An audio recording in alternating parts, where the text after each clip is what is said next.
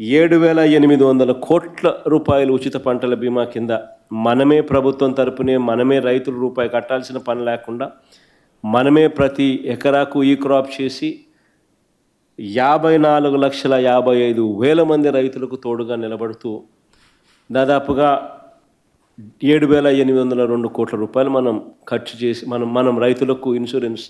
సొమ్ము ఇప్పించగలిగాం. ఈరోజు పరిస్థితి ఇంత దారుణంగా ఉంది. ఒకవైపున ఇవన్నీ మ్యాన్మేడ్ తప్పిదాలు ఇన్ని కనిపిస్తూ రైతు తీవ్రంగా నష్టపోయిన పరిస్థితులు ఒకవైపున కనిపిస్తూ ఉండగా, మరోవైపున ఇటువంటి సైక్లోన్ రూపేణ జరిగిన నష్టం, ఇలాంటి సైక్లోన్ రూపేణ జరిగిన నష్టాల మధ్య మనం రైతుకు ఎక్కడ తోడుగా ఉండగలుగుతాము అని అంటే, ఎన్యూమరేషన్ అనేది ప్రభుత్వం చేతులెత్తేసే కార్యక్రమం చేయకుండా ఆ ప్రతి గ్రామంలోనూ కూడా వైఎస్ఆర్సీపీ నష్టం జరిగిన ప్రతి గ్రామంలో కూడా ఎన్యూమరేషన్లో ఏ ఒక్కరికి కూడా నష్టం జరగకోకుండా వాళ్ళ తరపున వాయిస్ ఇవ్వగలగడం, వాళ్ళ తరపున మనం ప్రభుత్వం మీద యుద్ధం చేసైనా సరే